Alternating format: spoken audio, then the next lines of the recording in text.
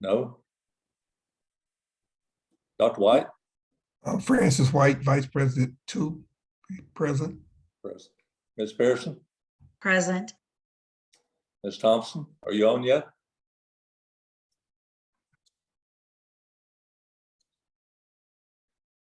Well, there are three of us, so we have a quorum. We start the meeting, and Ms. Thompson knows the one who always checks the minutes, so Ms. Pearson does too. So what's the will of the board? Do you want to wait a few minutes for Ms. Thompson to get her questions cleared up? We may. Ms. Pearson, are you? Yes, we can do that. Okay. Okay. Mr. White, are you okay with holding for a few minutes and give Ms. Pearson a chance? I'm okay. I'm good. Oh, to review the minutes. I reviewed the minutes already. I'm sorry. Are you saying to review the minutes? I've reviewed the minutes already. We're We're waiting for Ms. Thompson. Haven't got to approving the minutes yet. No. Okay, well. No, I approve the minutes.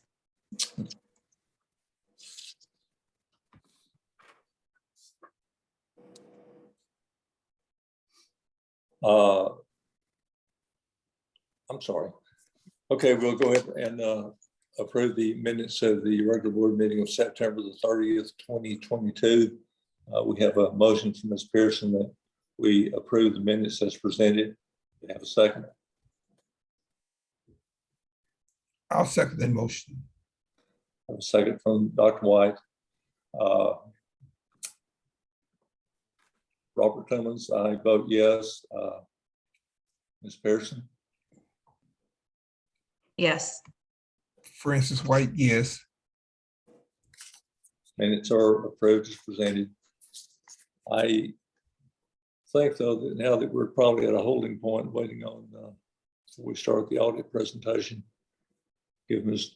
Thompson a second to get online. Hopefully she'll be on soon. Becky, what kind of luck are you having?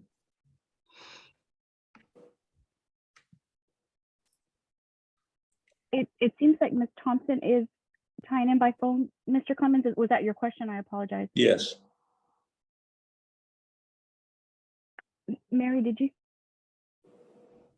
And she won't be able to vote until she's on camera.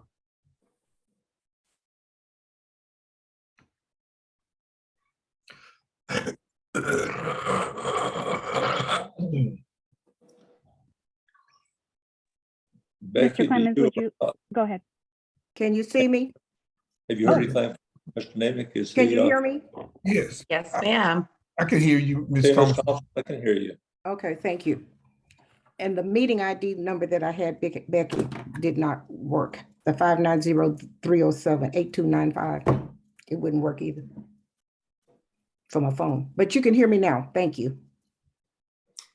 You're present and on camera now, so you're ready to go. Has anyone heard from Mr. Nemick? Is he expected to be on? Mr. Clemens, yes, sir. He did text and say he was not feeling well today and unfortunately would not be able to join the meeting. Okay, very good.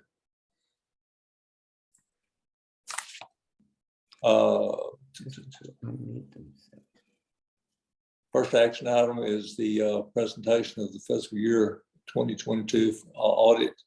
Mr. Gary Sauls. Gary, you ready? Yes, sir. Good morning, everyone. Morning. Pardon my voice this morning. I'm kind of struggling with a cold, so hopefully it comes across clear. I guess we'll get started on page 7 of the audit report. Hopefully everyone has had a chance to review a little bit of it. I know it came in late. I apologize for that, but I will start on page 7. As I go through this, please stop me if you have any questions and I'll do my best to answer. On page 7 is a statement of financial position. The total assets for the year were $23,805,381. That was an increase of $2,125,192 from last year. As you'll notice, part of that increase is a new pronouncement that was put in place called ASC 842 related to leases. If you look at other assets, you'll see the operating right of use assets of 1,328,286. That's a new pronouncement that we're required to put in there related to the leases. You have an offsetting liability down in the liability section for that same amount. That's just a way now for you to keep up with what the present value is of your future lease payments. Again, it doesn't really affect the overall net assets of your entity. It's just a way to show the present value of those future lease payments. The other increase in assets is related to the due from accounts. They went up approximately $725,000 from last year. So that's a major reason for the increase in assets from last year to this year. The total liabilities decreased about $418,000. A lot of that was related again to we had the forgiveness of the payback loan of $2 million that came out of liabilities this year. And then again, we had $1.3 million that went in from that related to that new lease pronouncement. So your overall net assets increased $2,544,000 from last year. As you can see down in the net asset column. Any questions related to the statement of financial position? Okay, we'll go on to page 8. Statement of activities. Your overall revenue exceeded expenses by $2,544,077 for the year, which represents your net increase in net assets. Overall revenue increased by $2,759,000. Again, a lot of this was related to the $2 million that was related to the forgiveness of the payback loan, as you can see on the schedule. Then state program revenue increased about $350,000. Decreased, $350,000, which makes up for the difference in the change in revenues. Overall expenses increased about $2 million. Most of that's related to payroll expense that went up $1.8 million from last year. Any questions on the statement of activities? If you look at page 9, it's the statement of cash flows. Basically, it just shows you your cash decreased about $140,000 from last year. You had operations that put $425,000 into cash. You had purchases of capital assets of $463,000. And then you had a change in long-term debt of $100,000, which accounts for your decrease in cash from last year.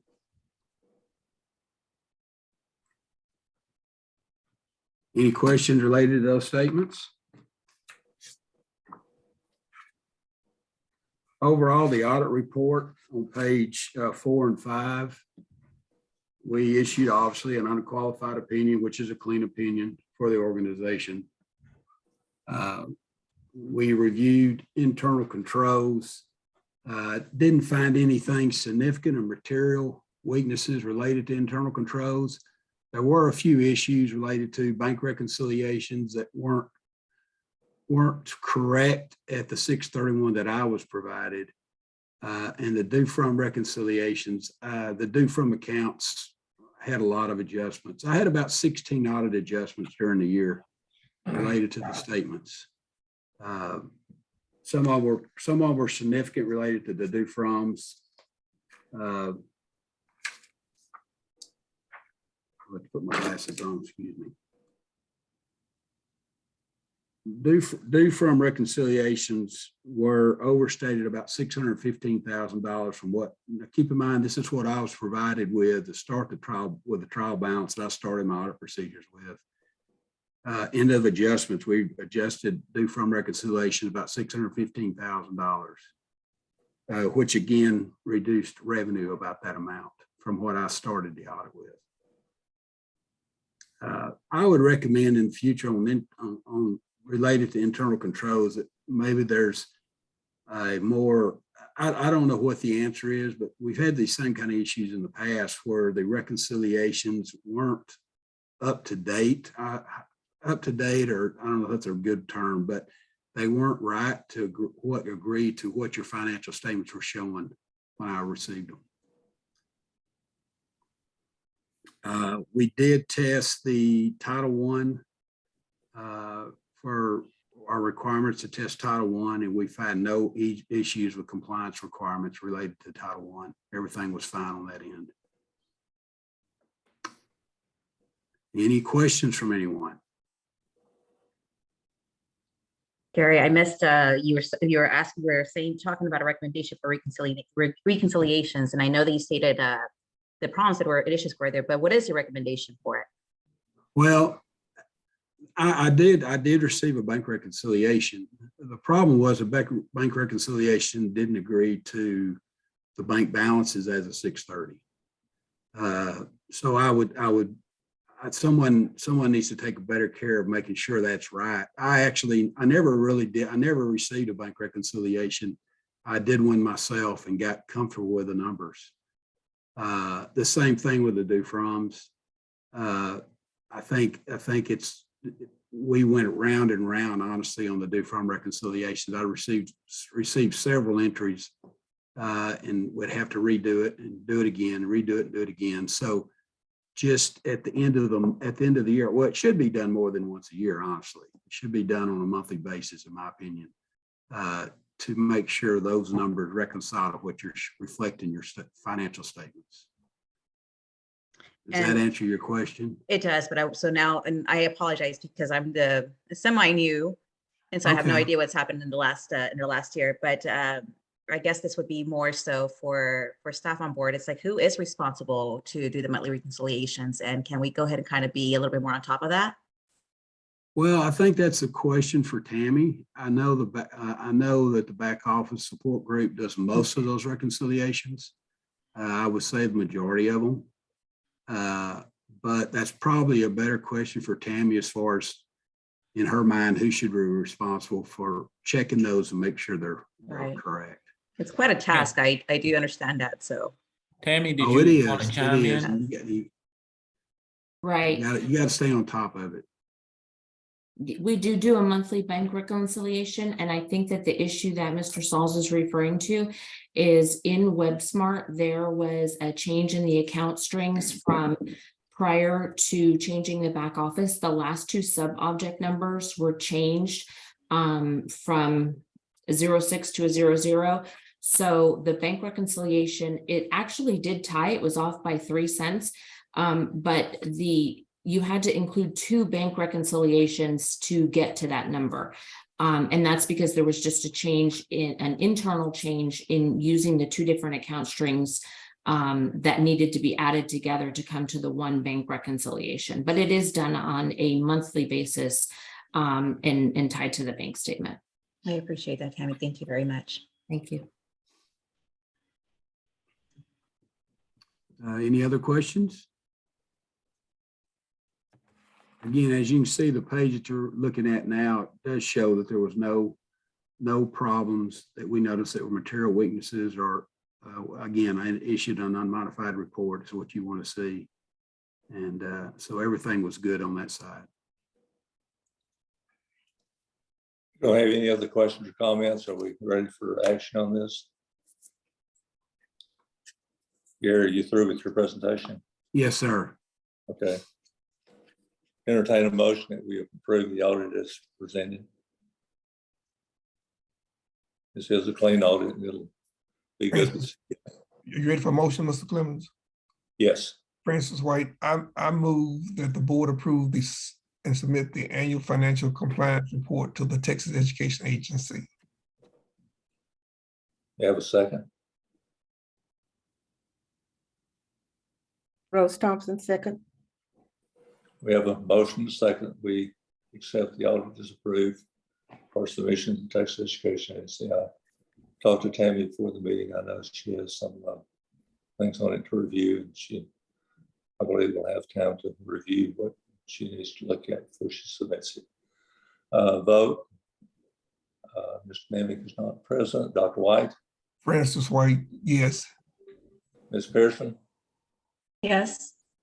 Ms. Thompson, Yes, Robert Clemens, I vote yes. The audit is approved as presented. You need some signatures or something before you leave today, or you already covered all I that? think if y'all can sign it and just send us a certified page, we can put it in the final document. That'd be great.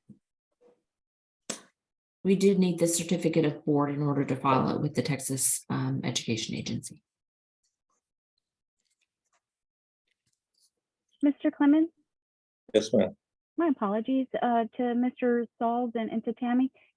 Did we need to take a brief break to get that certificate over to you, Mr. Sauls? I don't think that's necessary, just as long as you have it done before the meeting adjourns, and you can send it to me after that. And we Okay. can put it in the final copy. Okay, got it. Thank you. Mhm. Thank you, Gary, for the clean report and the presentation. Sure. Thank y'all very much. Y'all have a nice day. You as well.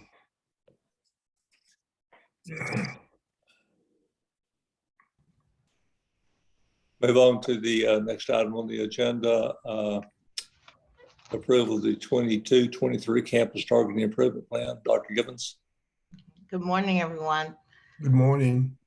I'm presenting the targeted improvement plans. These are there are 8 targeted improvement plans for our 9 campuses with the exception of Midland. Midland is not required to have a targeted improvement plan. I want to say that our principals worked very hard on these plans in conjunction with each of their educational service center specialists who also supported them with their plans.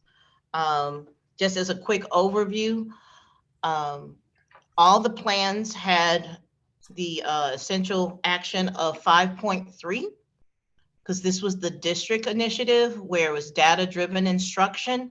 And then the principal chose 1 or 2 other initiatives that they wanted to have for their campus. So we kind of have a district view as well as every principal had a campus view. Okay, the first one is Amarillo. If you go to page 30 on that one, you'll see what the principal chose. Essential action 1.1, which was to develop campus instructional leaders with the clear roles and responsibilities at Amarillo. And then the plan has details on the different measures that would be used to help that campus leader develop and implement the plan. Do you all want me to go through the details of it or just continue on to the next campus? Dr. Given? Mm-hmm. Okay, I'm sorry. I'm on page 9 of 22 of the Amarillo tip. I'm Okay. under essential actions. Where did you want me to be? Oh, I'm sorry. It's on here. It says page 30. Keep going.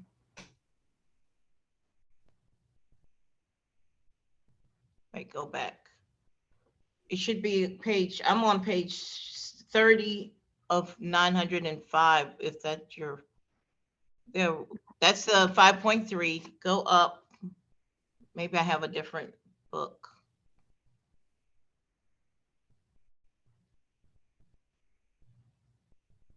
Keep going. Keep going. Stop. All right, go back. Right here? Yeah, there it is. Okay. Action plan 1.1, develop campus instructional leaders with clear roles and responsibilities. Okay, campus leaders, I'm sorry, let me remake mine a little bit better. Campus instructional leaders have a clear and written, transparent roles and responsibilities and core leadership tasks. Are scheduled weekly on weekly calendars, perform expectations are clear and written and measurable, and they match the job responsibilities. We will be using Texas Instructional Leadership, TIL, which is a vetted program through TEA. and we'll be using it through the Educational Service Center Region 4 to help continue with the development of our principals. We used to use Texas Tech, and now we'll be using the TIL.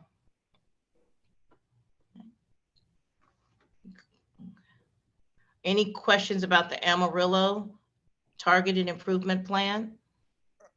Dr. Gibb, I don't have a question, and maybe I should have asked when you began your presentation. What is this target improvement plan? Is this punitive from the state? And I know Midland is good or bad. Help me to understand. Oh, sure. Okay, the reason for the targeted improvement plan is based on the performances on the different measures for our accountability. In our case, our STAR performance and graduation and our CCMR. In the past, our campuses have not performed up to par, so we are under a targeted improvement plan.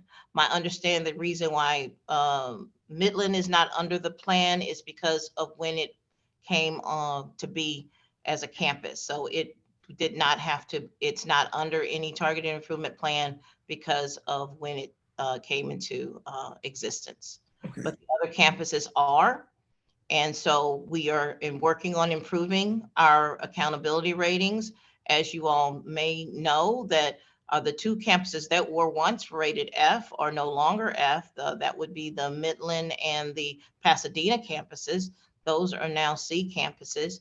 And we're working on plans now to have all of our campuses at least a B or better. Okay. And so these plans are to help our campuses get to that goal. Thank you. Dr. Givens, Mm-hmm. I'm okay with the summary statements on this, but I'd like to know if it's going to be embedded in our strategic plan so that when we get an overview that we will see the corrective actions that we're taking in this area. We can absolutely put these into the strategic plans, especially the district initiatives, because these plans are for each campus. And on our strategic plan, I'd like to see them kind of individualized and like a summary statement for the district. Okay, I write that down. And I want to let you also know, just the past 2 weeks, I have met with TEA to go over each of the plans, and they have all been approved by TEA. I had a one-on-one meeting for every campus. It was me and the campus principal, as well as the district instructional coordinator that supports that campus. And I'm also really proud to say that the Pasadena plan was so well received that the TEA specialist said that it was one of the best plans he had read. And the Region 4 specialist that supports that campus also said it was the best one for Region 4, which is Houston. And what we try to do is not just have good plans on paper, but it's more important that we are enacting our plans. And so that's my goal, is not just to have nice plans that are nicely written, but that we are actually monitoring and making sure that what is in our plans are actually being executed on our campuses. So the next plan is the Corpus Christi. And if you would go to their essential next page after that. Wait, one more. Okay, and they chose 4.4 is the use of high quality instructional materials aligned to instructional planning calendars and interim and formative assessments. And this goes really nicely with the fact that this year we've adopted the highly vetted curriculum through TEA, which was the Odell and the Carnegie for math. And we are participating in those adoptions of those new vetted curriculums that align to our TEKS, and that it will help us improve our STAR performance. If you keep on going. Those are all the steps that they're going to be using and monitoring. We will be monitoring to make sure that they'll be using in order to follow their plan. Keep on.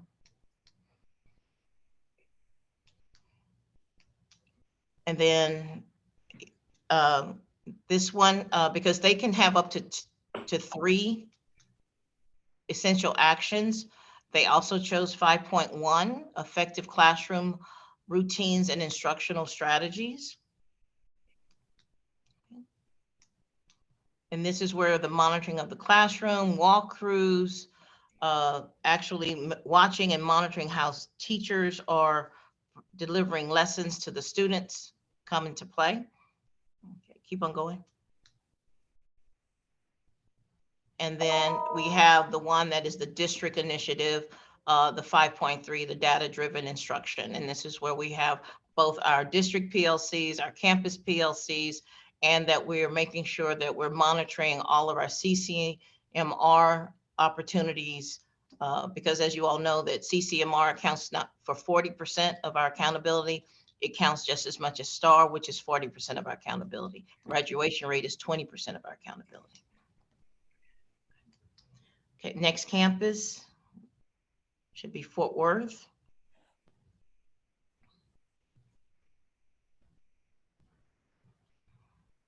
Okay.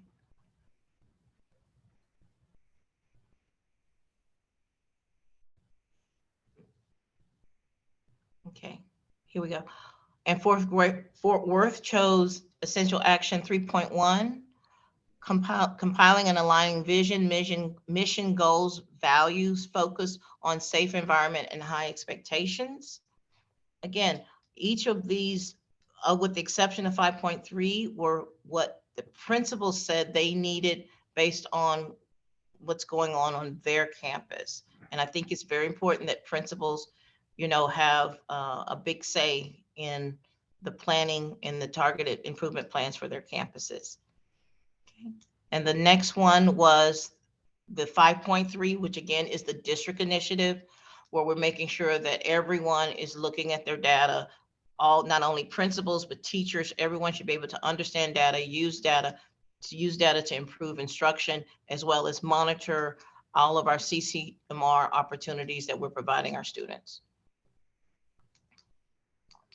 Next is Houston.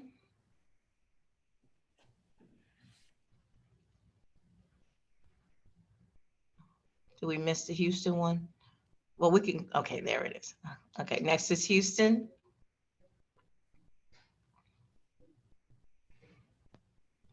And Houston chose 1.1, develop campus instructional leaders with clear roles and responsibilities. This was one of the last meetings we had. Matter of fact, we had this meeting on Tuesday.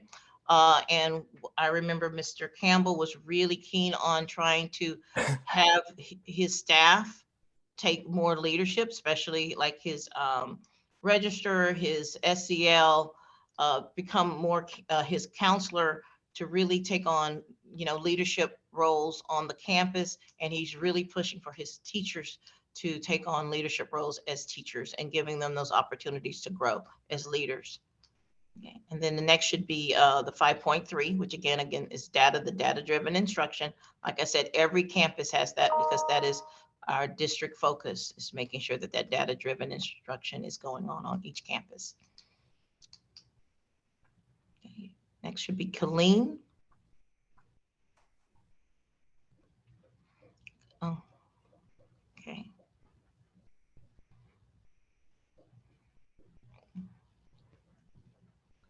Killeen is Essential Action 1.1, develop campus instructional leaders with the clear roles and responsibilities.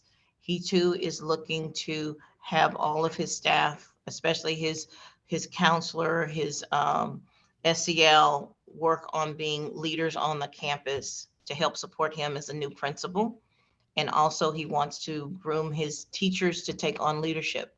Even though we're small, we want our teachers to still grow and lead and wear a lot of different hats.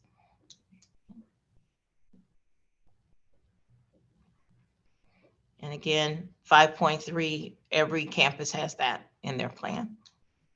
Next would be Lubbock.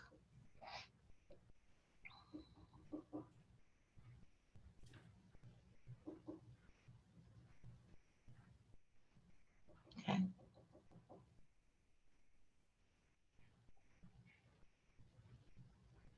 Okay, essential action chosen by Lubbock was 3.1, compiling and align vision, mission, goals, values, focus on safe environment and high expectations. I have to emphasize that really high expectations, that's one thing that Ms. White definitely has, and it's embodied in her plan. High expectations of her teachers, high expectations of her students. And so she has this, and then what is her other? I think she just has the two. Yes, and then the other one is 5.3, data-driven instruction.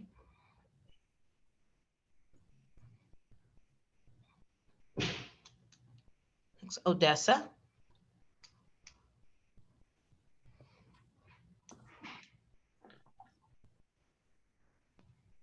Okay, Odessa had 5.1, effective classroom routines and instructional practices. This is dealing with how classrooms actually function. You know, are your transitions, are you losing time? That's one of the focuses that she's working on, or that Miss Jansen was working on. Mr. Marino, who will be the new principal, will continue with her plan. Of course, he will have opportunities to make adjustments as he sees fit. But of how effective are the classrooms, how effective instruction being conducted in the classrooms. And then her next one was, again, the 5.3, the data-driven instruction. On your data-driven instructions on all of the campuses, not today, but I'd like to hear what you're doing to make sure it's at the student level. Absolutely. Okay, not today, but thank you. Mm-hmm.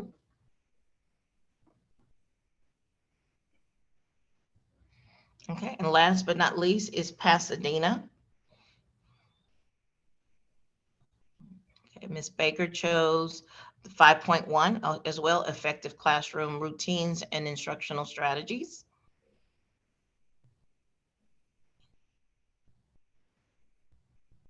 And the 5.3, which again is the district initiative of data-driven instruction.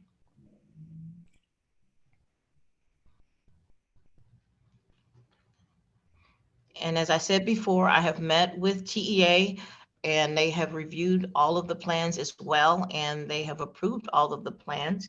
And like I said, they were highly complimentary of the Pasadena plan.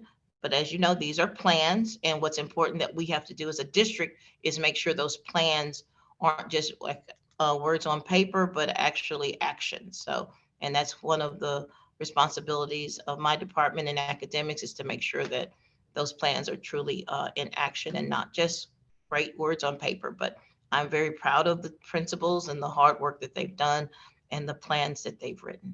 And it's my hope that you will approve them. So, Dr. Gibbons, would you talk briefly about how you will monitor? You said that it's your department's responsibility. So what does the monitoring piece look like in these? Well, the monitoring piece is where we, like with the PLCs, the DICs are part of the PLCs, and the principals are also to fill out their agendas. And then when we do walkthroughs, the DICs do virtual walkthroughs with the principals.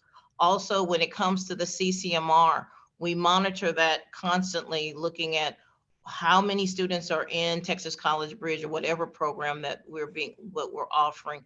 How are they doing? We talk with the principals on a regular basis on completion rates. What are the barrier rates? What's going on? How can we help? What can we do to make it better? We try to be creative with scheduling. We've put in new things. I get reports on if the teachers are actually going to the curriculum, the new curriculum trainings. So we are constantly looking to see if people are actually engaged and doing what they're saying, what we're asking them to do, directly and indirectly. So we directly ask, we directly look, and then we are constantly looking at the things that we can measure to see that it's happening. If we see things kind of slipping up, we give a call. Because a lot of times it's a barrier, like what's happening, what happened here, what happened there. So, because we try to take the approach that, everyone is in agreement and it's nothing negative. So we just want to, if there are any barriers, we just want to help address them. So that is what we're doing. I have a question, and I think you explained a lot of it, so I applaud you guys for putting this together. And you might have answered this and I just might have missed it. How do you guys go about getting to this point in the recommendation process as to what needs to be followed or what needs to be, to get to this point, basically? Well, right now we have different cycles. There are 4 cycles. So we are just completing cycle 1. And cycle 1 is basically compiling everything and putting everything in place. Cycle 2 is when you're going to start submitting your artifacts to the state to show evidence that your plan is working or it's not, or what barriers you need to do to adjust your plan. These plans aren't written in stone. They can be adjusted based on what's going on. And so it's about looking to see, are you meeting when I meet with the principals, when the DICs meet with the principals, the plan is a living document. How are things going? Are you meeting things? What adjustments need to be made? That sort of thing. Am I answering your question? No, you got it. And that's basically what it was. I didn't understand if it was what you were just explaining is the cycles now. And then part of it is like what I want to know also is like so each individual campus has a different recommendation. And I can see that you guys strategized it in there. So how do you come about that strategy? Well, the principals have a big input. I didn't want this to be a top-down plan, like, okay, you will pick, everybody's going to pick the same things. The way I did it was, to me, the data-driven instruction, the 5.3 is the key to our accountability. Okay. So that's the one that's the district.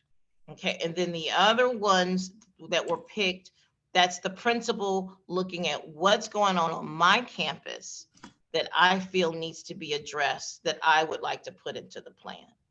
So, and they could pick up to 3, only one campus did, but they could have had up to 3 essential actions to pick. But I thought it was important as a principal that they have a say on what they wanted to focus on based on the needs of their campus or the needs of their staff. Understood. Thank you very much. It's like TA sets 150,000 ways for you to get caught in a trap. And then once you get caught in the trap, each individual person kind of figures out how they're going to get out of the trap. So. Any other questions for Dr. Givens? Any other comments?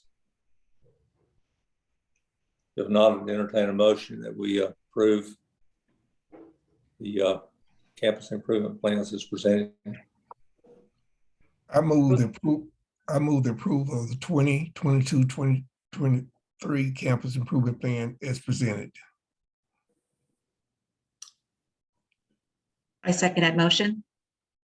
A motion and a second that we accept the 22-23 campus plans as presented.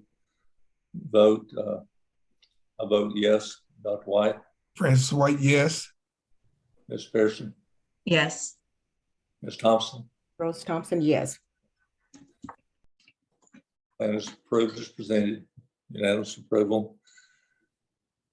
Carl, it looks like you have the next 2 items on the agenda. So we're going to be taking care of some housekeeping issues that are not issues, but housekeeping items with for the Texas Education Agency regarding our Midland campus relocation. So the first one, item C, is the approval to submit a non-expansion amendment request form to TEA for the relocation of the Midland campus. On April 1st, the Board of Directors approved the building located at 1305 North Midland Drive, Midland, Texas, which is the Alamo Heights Baptist Church, to serve as the new location for the Midland South Campus. This relocation will result in a significant reduction in rent, which will improve the district's financial position with Charter First. Furthermore, the new property is better suited for educational settings with the expectation that this will result in enhanced learning and an enhanced learning environment. Studies also indicate that the new location is closer to the majority of the students currently enrolled in RMA. So we expect or would expect an increase in enrollment at that location as well. So with that, TEA requires that that our organization submit a non-expansion amendment request form. Administration will submit the address change for the campus for the type of non-expansion, and the form has been attached for the board to review. With construction underway as scheduled, it is the plan that the students will transfer to the new building location on or before March 20th, which would be the end of spring break. We would use spring break to actually relocate the existing campus, and then the students would start on the 20th at the new location. So with that, our recommendation is that the board would approve the relocation of the Midland campus be submitted to TEA, knowing that one of the final items that is required for this to be completed is the COO for this location, which we'll submit to TEA during the month of February, so that they'll have all of the paperwork completed for the campus relocation. Do we have a motion? Rose, Go ahead, Ms. Summers. Go I ahead. move the approval of the non-expansion amendment request form as required by TEA for the relocation of the Midland South campus. I'll second that motion. Francis White. We have a motion second. We approve the suggestion to move the approval of the non-expansion amendment request form as required for TEA for the location of the Midland South campus. I vote yes. Dr. White, I vote yes. Ms. Pearson, Yes. Ms. Thompson. Rose Thompson, yes.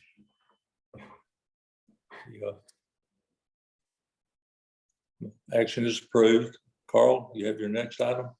Yes, the next is the adoption of a board resolution regarding the relocation of the Midland South campus. In conjunction with the previous agenda item, the Texas Education Agency also requires the adoption of a written resolution by the governing body of the charter holder, demonstrating that a quorum of the members voted in favor of amending the charter, which is the change of address for the campus.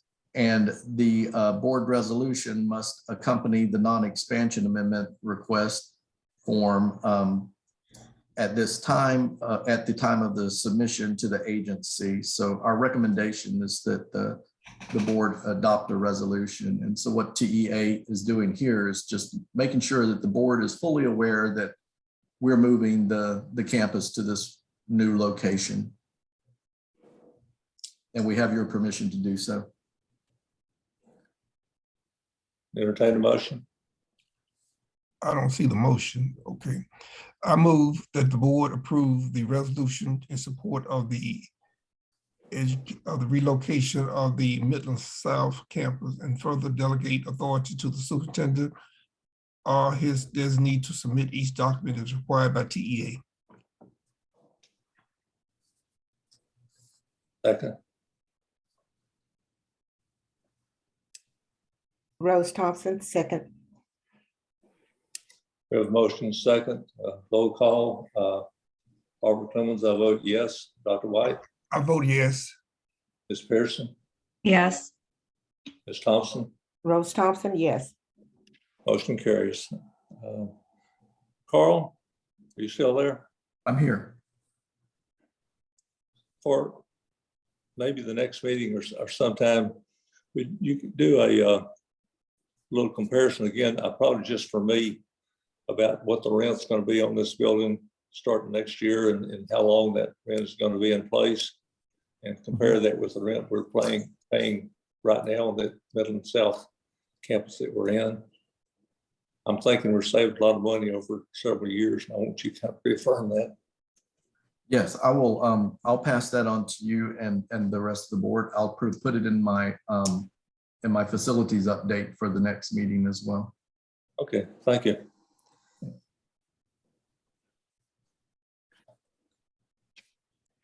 Next action item is the adoption of the RMA Parent-Student Handbook and Code of Conduct. Dr. Givens, I believe you had some board members working with you on reviewing this. Yes, I did. I did have, we had a lot of fun going through this handbook.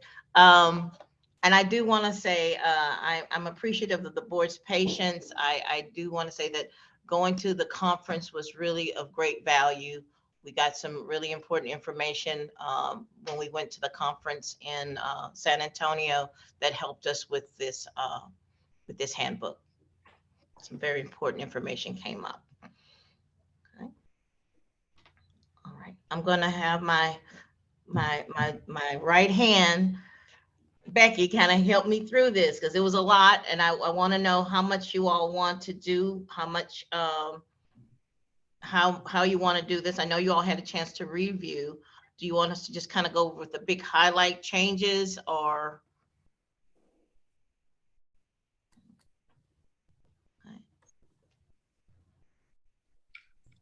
I would maybe you would just highlight the major changes. Okay, so one of the biggest changes, and one of the things that I'm really happy about going to that conference about, was to deal with withdrawals.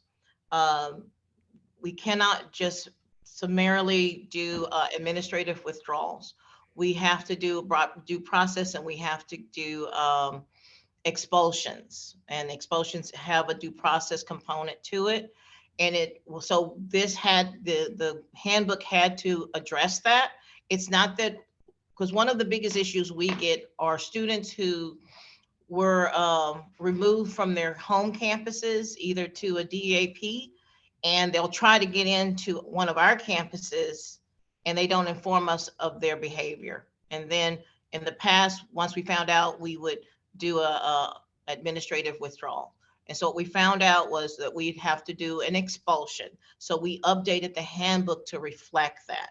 So we do not have to keep those students who are not truthful on their applications, but we do have to do a proper expulsion on those students. Okay. And so that was one of the things that I really got from the conference that was really important, that we have to really kind of stop doing these administrative withdrawals on students. And we have to do expulsions.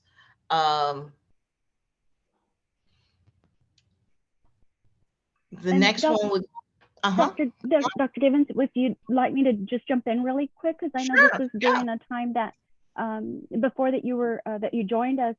One of the other bigger items that we wanted to make sure that the board was aware of was the change of days that the district would be permitted to, as it states here, to complete an investigation report of sexual harassment. The previous to the 15 days that you see here, we had 10 days. After discussion with Dr. Givens and the committee, she informed the committee that the reason for requesting a few more days was because of our structure of our schools. Since we're so spread out, those that serve in the positions to handle these types of cases would need to be traveling to campuses in order to take care of reports and things of that nature. So the committee at that time did approve an extension, in this case, from 10 to 15 days. And then regarding the formal complaint process, as it mentions, prior to completing, RMA must send to each party and party's advisor evidence subject to inspection. So this also was changed. We were permitted to come before the board and ask for an additional 5 calendar days. So it went from 5 to 10. And then the same with the next bullet point in creating an investigative report. Again, the committee said that to come before the board with an additional 5 days as recommended by administration. So that was one of the big things as well that the committee allowed us to come before the board and request for approval of an extension of the time frame. Mhm. And so that really kind of summarizes the big changes that were made that's on this page. It says significant changes. Those two probably are the biggest about how we remove students from our rosters and the investigation timeline.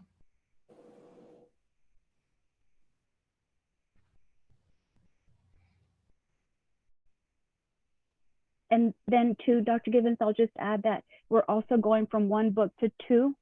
Yeah, well, yeah, I'm structural. sorry, I said that backwards. We're going from 2 books to 1. To 1. We, in the past, have always had student handbook on its own, student code of conduct on its own. When we received this latest version from Mr. Hoffer's law firm, it was 1 book. We had talked about it, Dr. Givens and I, about keeping it separate, but it just wasn't gonna seem to fit very well if we did that, because it would become harder for us to start comparing items as books were revised from the law firm, if that makes any sense. It would just become a little more easier for us to compare apples to apples. If we're looking at the same types of documents, we could, whereas having the separate book would make it complicated as well, because there's portions in the handbook that allude to one or the other. And so having them together just seems like it kind of just fit better with a smoother type of book. Absolutely. Any other questions or comments? Thank you, Dr. Givens. We Thank have a motion that we accept the student conduct and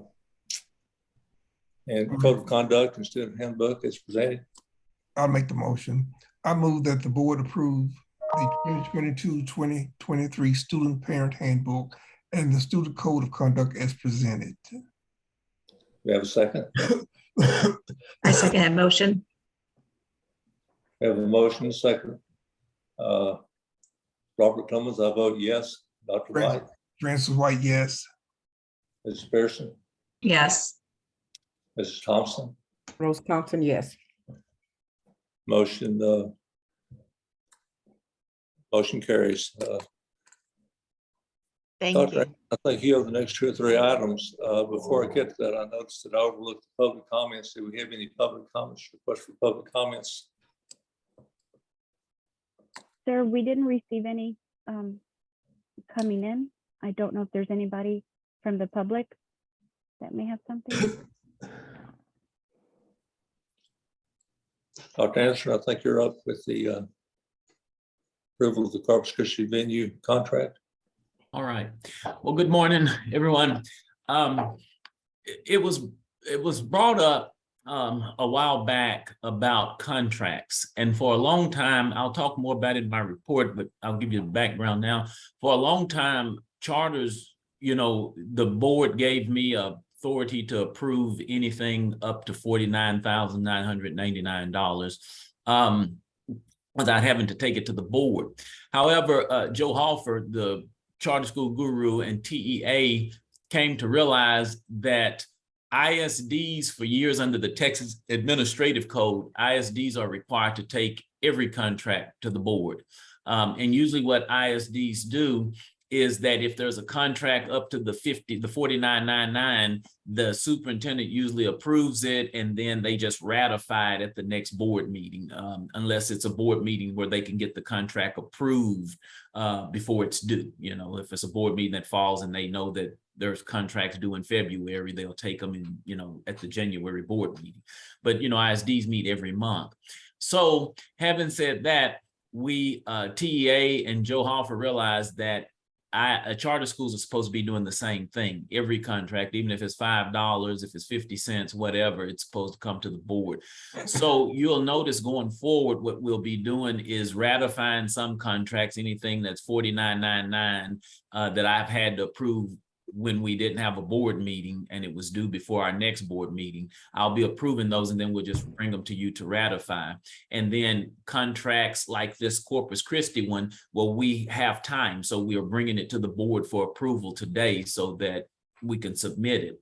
So that's how we'll kind of start to have to do until TEA and Joe Hoffer works this out to see if there's a better way.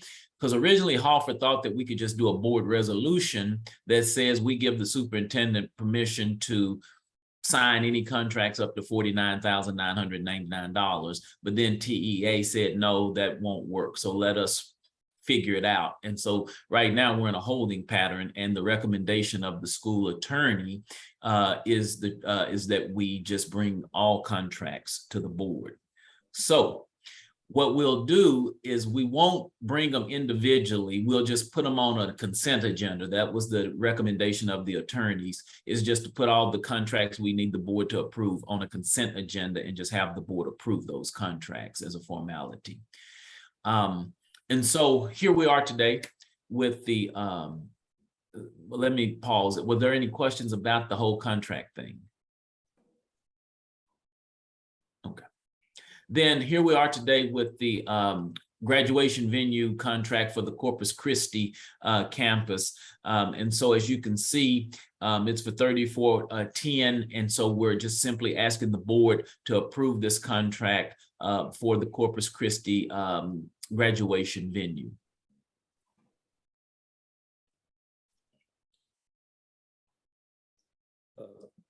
Where's the graduation going to be? I was trying to. Friday, June 2nd. No, what's the location? Convention Center or? Yeah, it's at, what's the name of the place? They've had it there for years. It's been the same. Okay. It's the New Life Church. They use their auditorium. Do we have a call for a motion, please? Before we get that motion, Dr. Allen, is this one, will we get one of these for each of the campuses, or this just for this specific campus? This is just for Corpus Christi right now. As they come in, like, say for instance, if we get some in December, I'll go ahead and approve those, and then we'll just bring them to the board for ratification in February. Next word, this is a graduation activity for this particular campus, is that correct? Yes, for Corpus Christi. This is to get the venue for them to have a place for their graduation in June. Okay. So you'll see more for all 9 campuses, other 8 campuses eventually, Dr. White, but it'll probably be on a consent agenda. Okay, okay, good enough. We have a motion. I move the approval of the contract with New Life Church to serve as the graduation venue for the Corpus Christi campus. Second. Rose Thompson, second. We have a motion, second. Vote, Dr. White. Yes, I approve. Ms. Pearson, Yes. Ms. Thompson, Rose Thompson, yes. Robert Clemens, yes. Motion carries. Pearson, we're talking about the charter renewal application. Right. Well, as you know, some of you all were on the charter renewal orientation. I think Ms. Thompson, you were on there, and Ms. Pearson and Mr. Clemens, I believe you were on the orientation with TEA. And as you all know, we are up for our charter renewal to get a 10-year discretionary renewal, which would allow us to continue to operate in the state of Texas for another 10 years. And so basically what we had to do was the agency looks at areas of our schools, all 9 schools. They look at the academic performance, they look at the financial performance, they look at the operational performance, and they look at the school policies and procedures. And so basically what we have attached in this board book is the application that we have worked on very diligently. And my hat's off to Dr. Givens and Becky and Jim and Carl and Tammy and all of the people that have helped get information for this for the renewal application. I think came out to what, Becky, 100 and some odd, was 150, how many pages total? 129 pages. 129 pages. And so we put that in for your review. I think that we've put everything in place as it calls. Basically, TEA says this was an issue, or this is an area, and in finance, let me give an example. We have a Superior Charter First rating, and their question was, how will the LEA maintain this rating? So we had to address that. Tammy gave some goals, targeted goals, and some outcomes, and that would allow us to stay in a above what's the rating, Tammy? Not superior. What's right underneath superior? Sorry, I had to unmute. Above average. Above average. Okay. So above average to superior. So we had to tell them what our plans were and what things we would implement and institute to help maintain an above average rating in Charter First. Academic wise, we had to address our campus performance as far as in the academic realm. And Jim and Dr. Givens looked at the data, talked about, CCMR, we addressed that and how we were going to increase that. We looked at our math and what we were going to do instructionally to address math and all of those areas. And then for operational, it was really the RDA, which is intervention for our SPED graduation and dropout rates. And so we had Dr. Lambert work with Dr. Givens to address that piece and what we would be putting in place with that. And then the school policies and procedures, we really looked at safety and security. We had to submit our, what is it called, a MOEP or MEOP? MOEP, right? MEOP. MEOP. We had to submit that to talk about our safety protocols and to make sure that those were in place. And they also wanted information on our admissions policies and enrollment and all of those things. So we put all of that together. And what we've done is TPCSA, Kara, with TPCSA, who worked for the agency, they allow us to send it in to them and they will vet it and give us feedback. And so we received the feedback, and most of it, well, all of it was in the academics section. They basically said you may be hurting yourself by giving too much detail and limiting yourself and locking yourself into the information in here. So they're asking us to take some of it out. And so that's what we're doing right now, is we're going to be taking some out of the academic section. And we have a meeting with TPCSA on Wednesday, Becky, is that right? Yes, Wednesday, that's correct. yes. Wednesday, we have a meeting with them for an hour, and they're going to kind of talk to Jim and Dr. Givens and myself and Tammy and Carl and Becky, and we'll all hear what they ask us to change and suggest in that academic section. But there was no requested changes in the financial parts or the policy and procedural parts. It was just strictly the academic section. So we got kind of wordy. So we'll be reducing that to meet the standards that they suggest. And the reason we're working with them is because they've been in communication with Bruce Manchart and all of those at TEA, and Bruce and all of them have kind of told these people at TPCSA what they expect and what they're looking for in the renewal applications. So having said that, we're asking the board to grant permission to submit it once we get final approval from TPCSA. It'll be minor changes in the document, nothing structural. We won't be adding any more documents. It'll just be changing some wording and reducing some wording in the academic section. So once we get the final approval from TPCSA and they say, hey, we think it's good to go, we're asking the board to go ahead and give us permission to submit it. Dr. Are there any Anderson? questions about any of the content in the document?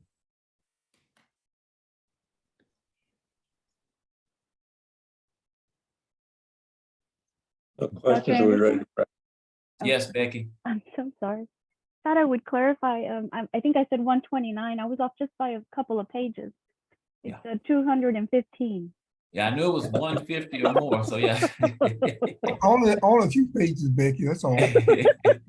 Just three.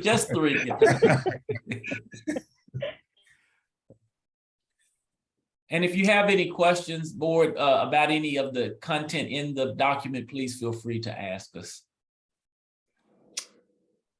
I'd like for somebody to make a motion, please. It's a challenge. Dr. Anderson, you may need to restate your request. Okay, yes. I make a motion. I'm Go ahead, sorry.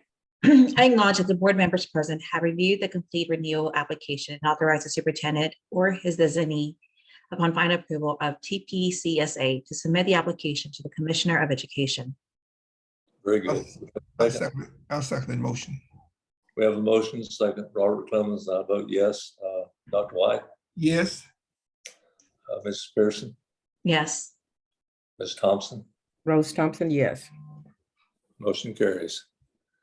I think that's the last action item, information item. Dr. Anderson, you're still up. I assume we don't need to take a break. Does everybody ready to go forward? Anybody need a That's correct. I'm good. We good. Dr. Anderson? All right. Well, then that takes us to the superintendent's report. And I would like to start with Becky. Can you scroll down? Because I obviously shut my report down. There we go.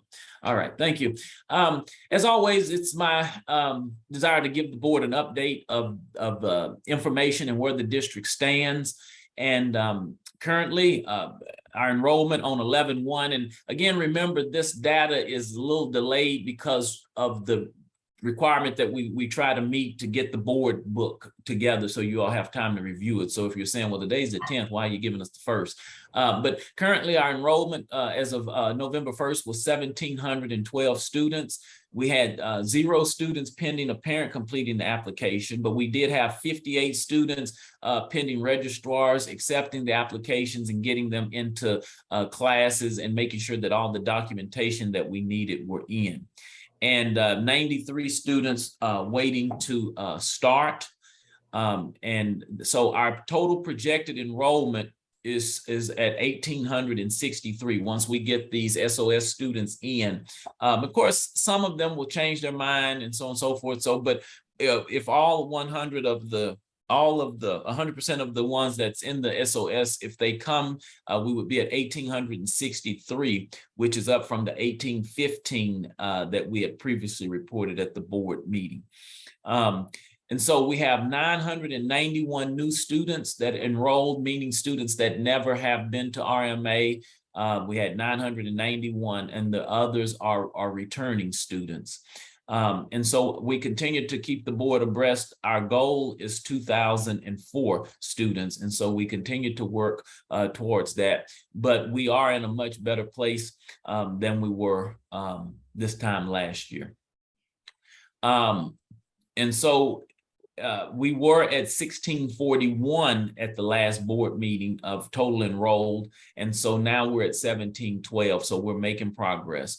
Our ADA is at 78.6, which is slightly down from the 80%, but it's still pretty fair. And so we're pleased with that. And I think that it'll get back to the 80% threshold. And retention is at 83%, which is down from the 92.7%, which, you know, I remind the board that we serve a very transient and mobile population. And so that's to be expected that, you know, in fact, last year, at the end of last year, if you recall, those of you that were on the board, we were at like 50% retention. And so 83% is still pretty fair in that regard. And as you can see in Exhibit 1 of my report, we have by campus, we have the attendance rates by campus, and we have the retention rates by campus. Dr. Anderson. Yes, sir. You gave us the total enrollment, I think, 1,712. Is that correct? Yes, that's correct. What is the ADA in which we get reimbursement from the state? Our ADA is 78, was 78 what was it? 78.6. Is That was our ADA rate. Okay. Is that a percentage of the total enrollment, or I'm just help me understand that more clear?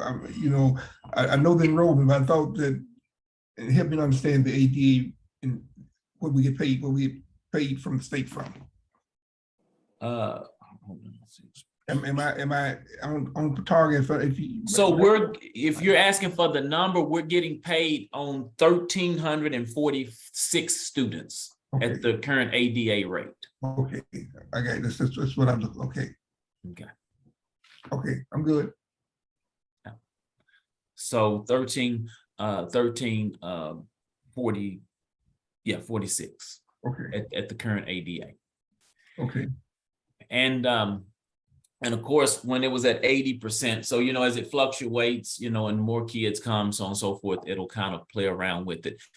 But the district, I draw your attention to the fact that we built our budget on 1,443 average daily attendance, which would be 74% of 1950. And of course, when we had 80%, then that shifted the number. So, the higher our attendance rate, the more students we get paid on. Okay. And so once we get the 1863, then if you were to do your 78 or 80% on that, that would get us more in line with the 1443. Okay, thank you. Okay. And then I remind the board again, just some of the federal funds that we still have monies. And one of the things that helps us balance the budget is that the ESSER monies, because some of the stuff we can move to ESSER if we need to increase our 420 monies, or we see that we're getting close to a deficit in 420, we'll start to, Tammy and Jim and I'll get together and we'll start looking at stuff that we can put up under the ESSER funds and so on and so forth. And so if you remember, we got quite a bit for ESSER 2, we still have 1.125 million, and ESSER 3 we still have $2.7 million, somewhere around that amount. And so we kind of juggle things around as we need to in that regard. And I just want to let you know again what each of those ESSER funds are used for and what we budgeted for those. That was also the funds where we paid the retention bonus and the new hire bonuses that came out of the ESSER monies. Becky, would you scroll down? You can continue on. And then as far as vacant positions, we are at 16 vacant positions throughout the district. Normally we're about 16 vacant positions. Currently, we're at 19 vacant positions. And of course, Christina and the campuses are all working very closely. It's such a competitive environment out there trying to get staff and teachers. So, our applicant pool, sometime in some places we don't have any candidate supply, some places we have an abundance. So it just kind of depends on the area or the locations. Many of you all may not be aware of Miss Jansen, who was our principal in Corpus Christi. She did resign, retire, whatever you want to call it. And so she decided that she was going to resign from her position. And so we moved Mr. Morano, who was the principal of Midland, over to the Odessa campus because the Odessa campus is our flagship campus. And so we wanted to make sure that we brought in had somebody there that knew RMA. And so Mr. Morano was willing to step into that role, and he's doing a very good job. If you all remember the report that Dr. Bourgeois presented last month, or at the last meeting, he talked about the environment of the school. Well, Mr. Morano's school had one of the most welcoming environments. And so hopefully he can transfer that same philosophy and structure over in the Odessa campus. So we have one campus at 100%. We have 3 campuses at 90% full capacity, 6 campuses at 80%, and none of our campuses are below 70% of being fully staffed. And again, just sharing with you, I wear this with the badge of honor. A lot of charter schools don't have a high number of certified teachers and staff. And, for us to have 65% of our teachers to be certified, I think that's a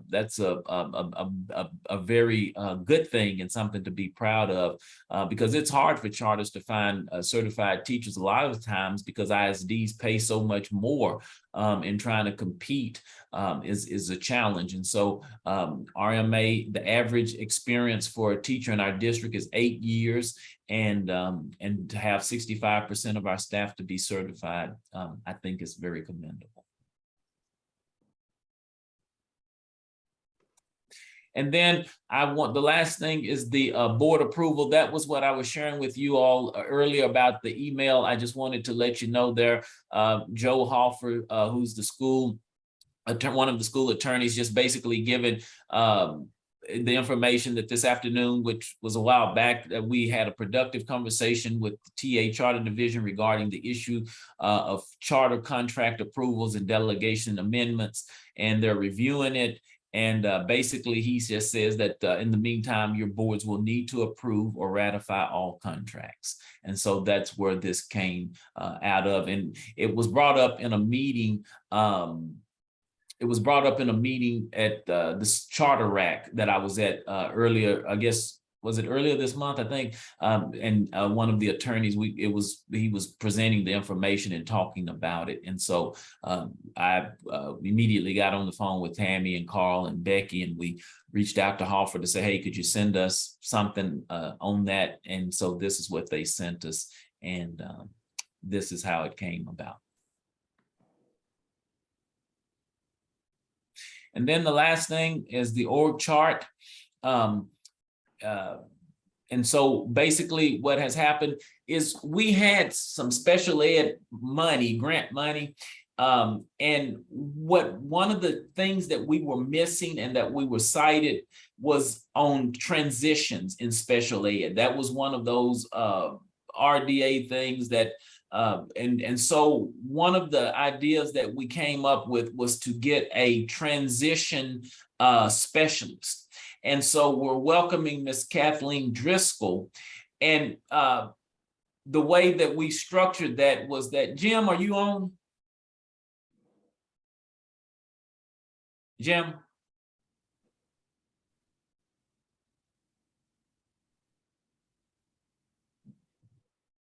Is he? Jim? He's on, sir. We're just not sure why he's not. I'm sorry, I was on the phone. Oh, can you talk about the transition? We replaced some position to get the transition specialist, and I can't remember which one was it. In SPED, we had 2 coordinators. Would you talk about how we came about bringing in Ms. Driscoll? And I'm not sure. I mean, I believe that would be. Yes, that was an LSSP. Oh, okay, Can I- one of the LSSPs. Dr. Lambert, yes. Okay. Yes. So, but I know it was with some grant money, because James Kirksey came to us and said, hey, and we talked about it, went back and forth. And so we did away with one of the LSSP positions and brought in Ms. Driscoll to work. And the transition specialist is that whole making sure that our SPED students have workforce skills and have a plan in place after they graduate. And that was one of the things that TEA said that we needed to kind of shore up and get better at. Dr. Lambert, did you have anything to add to that?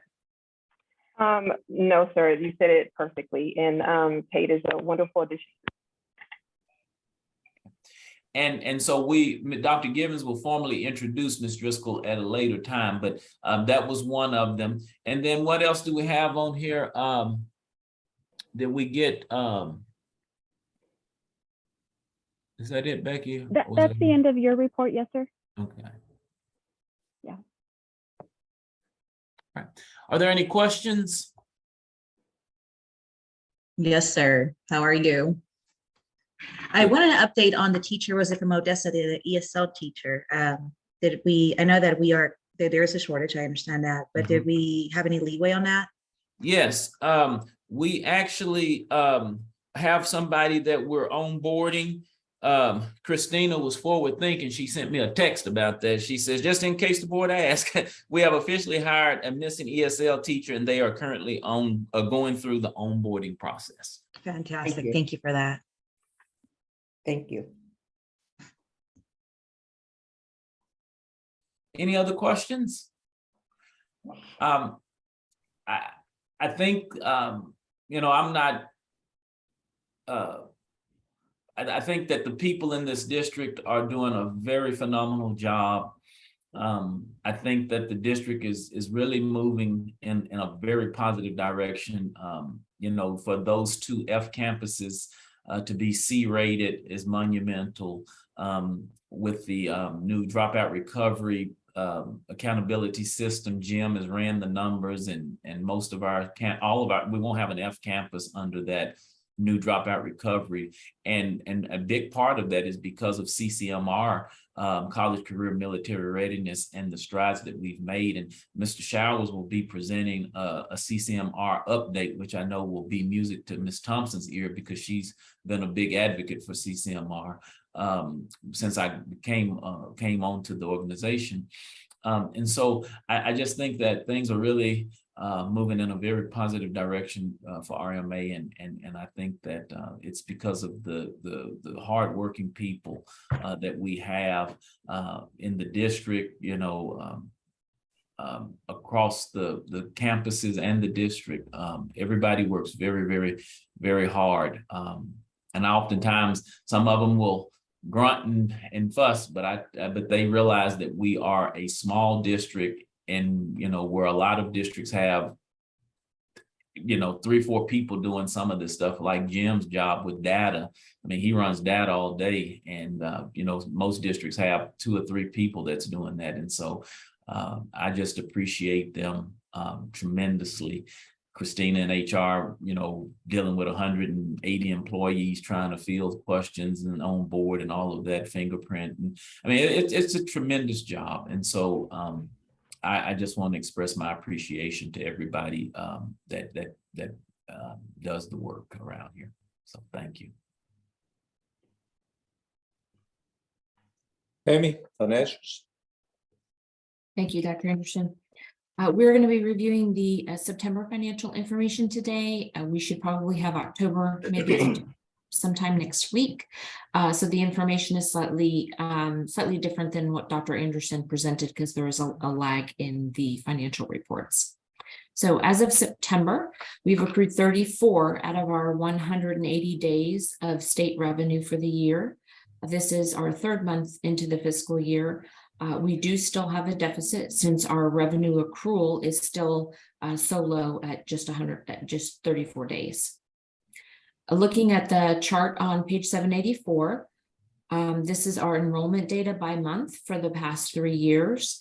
And as of this report, the highest day in September was 1,653 students. This is a significant jump from August, and over 150 students more from this time last year. On the following page is our ADA for the month of September.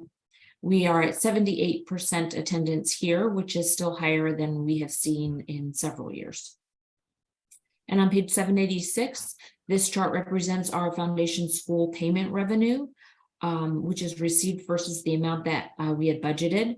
We budgeted $16.85 million, and currently with our enrollment and ADA, we are recording revenue at $15.5 million from TEA.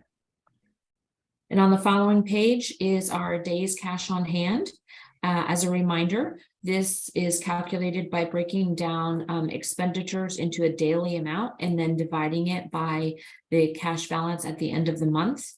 And so if the charter indicator, if you have 60 days or above for cash on hand, then TEA gives you the highest rating. And as you can see from this chart, we have more than double that for the month of September.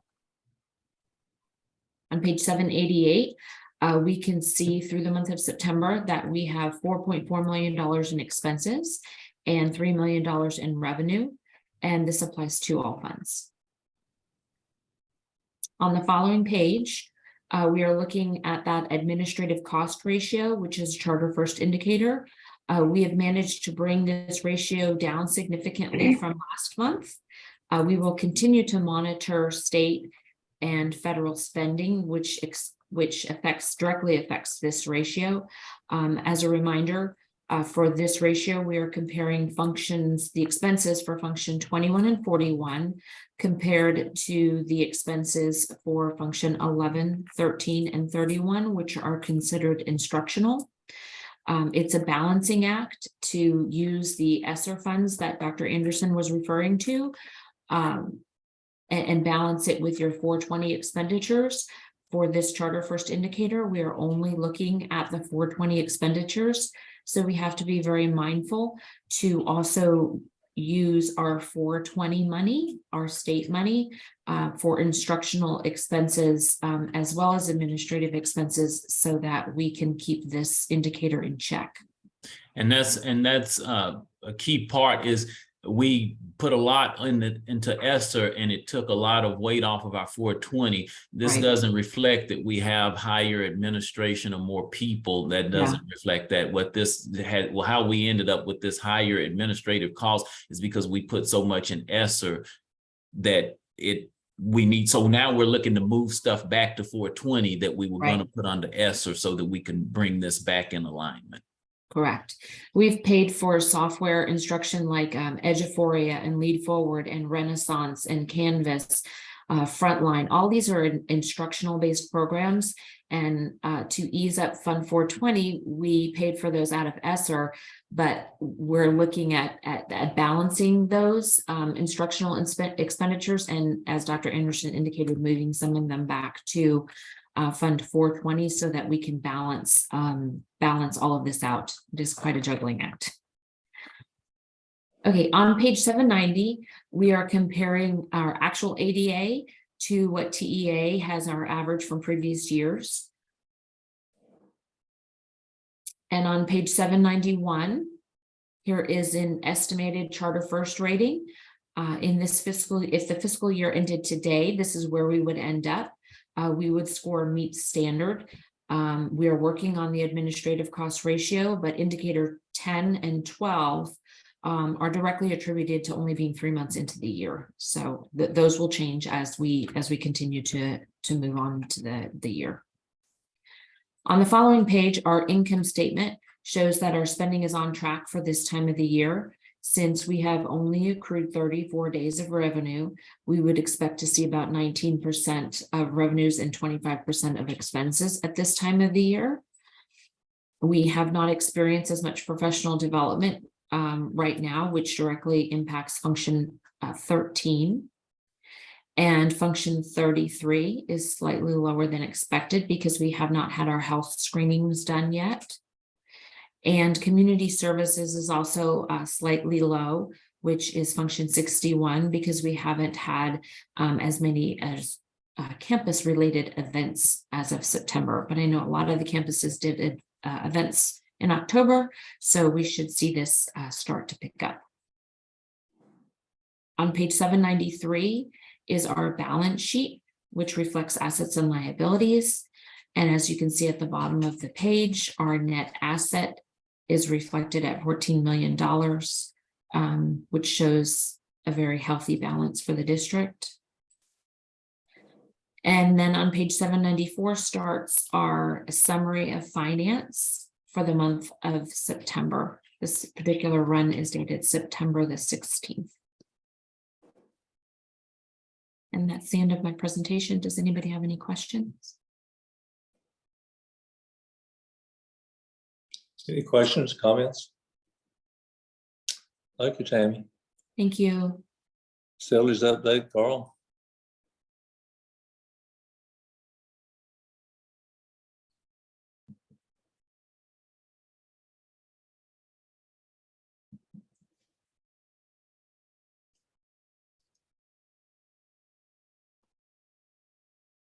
Carl, are you with us? Sir, I'll go check real quick. I'm sorry, I was talking away there. Yes, so this morning, I'll be giving a presentation on our updates, update the board on our progress since the last board meeting regarding our operations. And so we'll get started with that.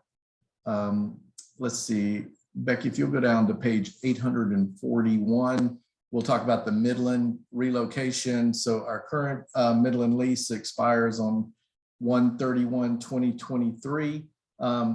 We're expecting to extend that lease through March of 2023 to accommodate construction and the move of our students on March 20th to the new location.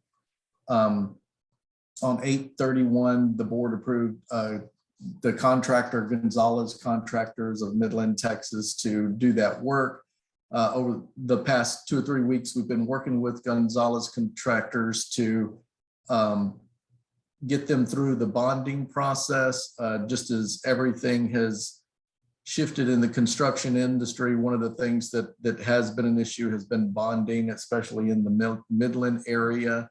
The bonding companies are looking at everybody with a lot more scrutiny. So in order to accommodate that, we had to break the contract up into two phases, A and B.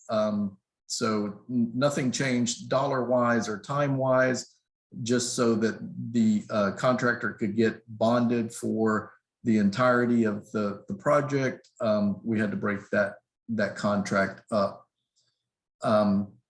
And we're still on track to complete the project before spring break. We're actually expecting to complete it in the month of February, and we'll be moving in as planned. If delayed, we could exercise our option to extend our current lease. We have extended our current lease, or we will extend it through March of 2023 for another 3 months. So we'll be bringing that to the board during the February meeting. Going to the next page, Becky. Just a little timeline of what we're looking at to get this project complete. We're still working to that end at the moment.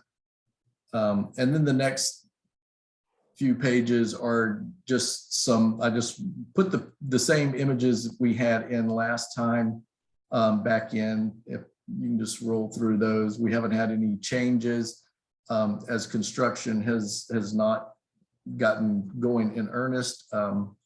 So let's see, we'll go down through this page. At the next board meeting, I hope to have significant changes to construction to present to the board.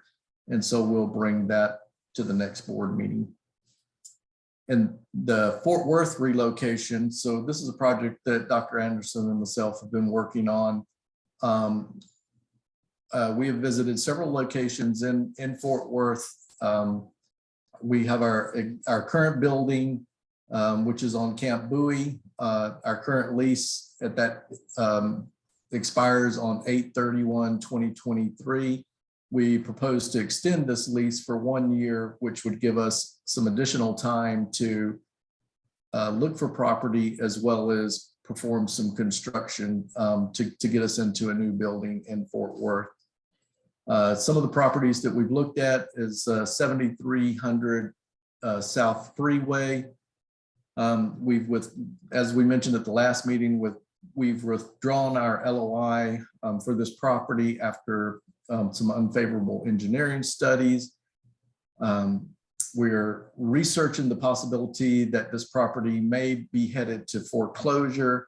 We're working with our broker currently to track that down.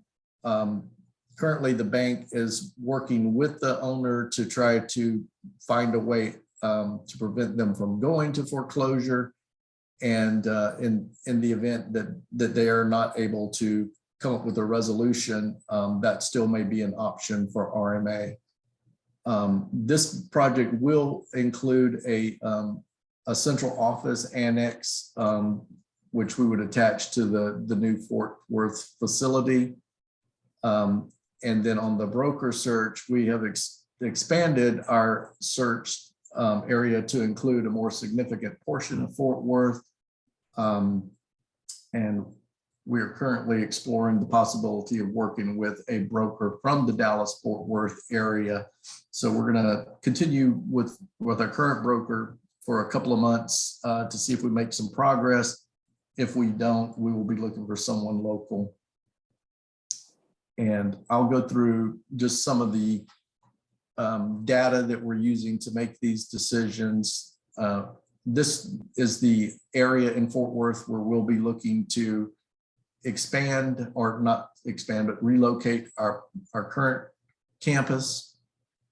Some of the data that we use to identify this location, we'll go to the next slide, Becky.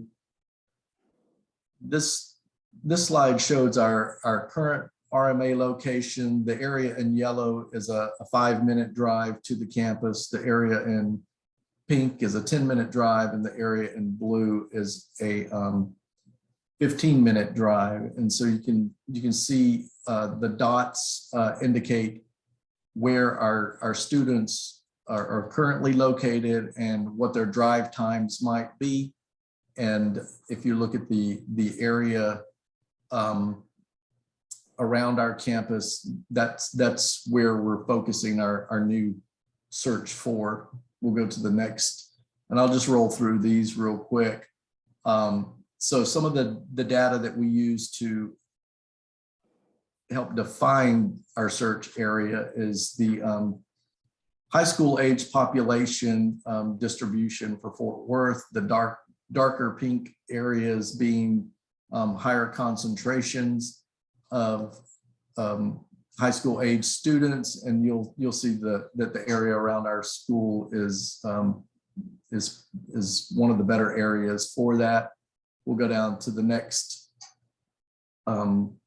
slide, and these are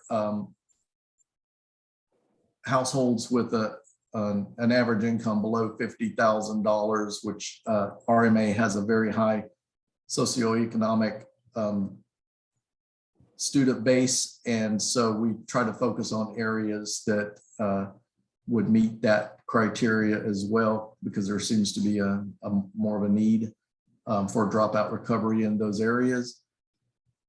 We'll go to the next slide, and this is the percentage of homes that are on SNAPS, which is the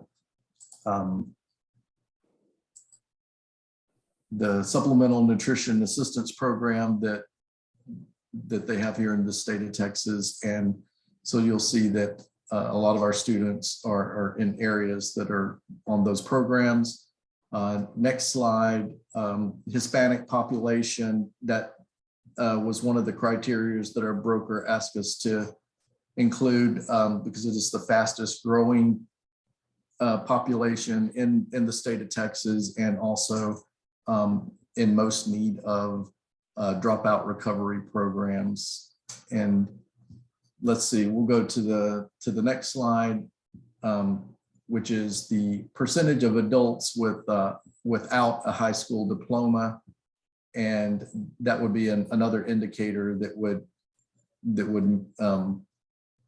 indicate that we need a dropout recovery school in that area. And you'll see that around our area, and especially in the area where we're looking to relocate, those are much needed areas for a dropout recovery program. So with that, I did put on our leases. I continue to post those just to let you guys know what's coming up as far as lease programs and possible buybacks. Dr. Anderson and I are in talks with both our brokers and other organizations to try to align our projects so that we will be able to roll through these over the next few years and maintain some amount of consistency moving from rental spaces into purchase spaces. So with that, that's kind of my update on the process, and also where we're at as far as operations and some of our bigger projects. And any questions or concerns there? Ms. Pearson, were you? Oh, okay. Carl? Yes, sir. On the location in Fort Worth that we've abandoned for right now, we had an engineering study. Was that anything in writing? Yes, it's pretty extensive. It's a very comprehensive study that we had done, and I would be happy to pass that on to you if you'd like to see it. And just note that the engineering study just says that the existing facilities are probably not conducive to a new school or campus. However, the property itself is in a very desirable location. And so while we might not be able to purchase the property and renovate the buildings, we may do a build from scratch where we would tear the existing structures down and build a new building from scratch in that area. As you went through the different charts, it looked like that location was a good location for virtually all the factors that you're looking at. So. Mm-hmm. Yes, it would be a very good location for our campuses if we were able to get into that area. Okay. And the hope would be that like say the land itself would save us, quite a bit if we can capture it through the foreclosure process. So that's why we kind of got our eye out on it. And we've been very fortunate in the past. Our Killeen property was obtained through foreclosure, and so that was financially very beneficial to us, and we hope to perhaps do the same here. We'll see.